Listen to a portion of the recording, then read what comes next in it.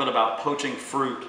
Poaching fruit is a great way to both flavor the fruit that you're poaching and also preserves that fruit. I've got an apple corer because I want to keep this whole. But all I'm going to do is just dig it right down to the core. Apples poach a lot better when they're peeled because the skin gets in the way of the poaching liquid getting into the fruit. So I'm going to go ahead and peel this apple here. I prefer to use a paring knife, and that's because I can take off a very little bit of the skin, as opposed to a lot of those fixed peelers that take off a whole big chunk. Our poaching liquid is made up of 1 part of sweet dessert wine, 1 part water, and enough sugar to make it taste like how I wanted it to taste. So the sugar is really up to you. I've also thrown a few spices into the liquid. Now this is variable. You can put whatever spices you want or whatever spices go with the particular fruit that you're poaching. Today I'm using 3. I've got cinnamon stick I've thrown in there. I've got some cardamom pods that I've thrown in there, and I'm also going to put some vanilla bean.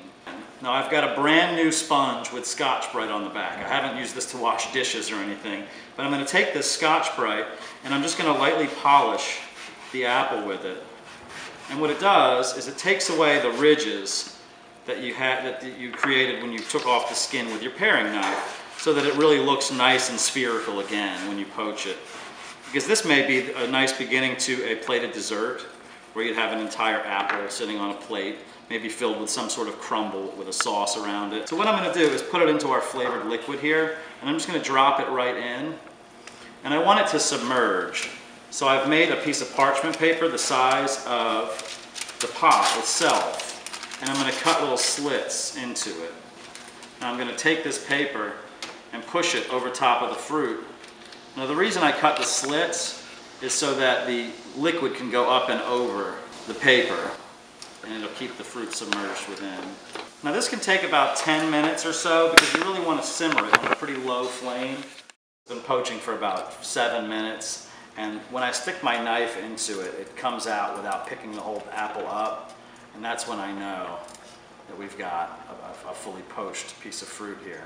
Now what I would do is pull this out and let it cool off completely, turn off the syrup and also allow it to cool completely, and then I would put the apple, if I'm not going to use it right away, right back into that poaching liquid.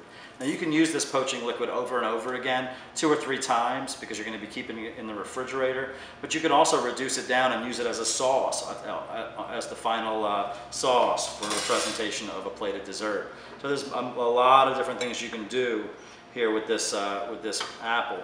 You can make a little filled apple pie where the apple will be the vessel for pie crumbs and filling, with a little whipped cream on top. A great accompaniment for ice cream or what have you. So there you have it.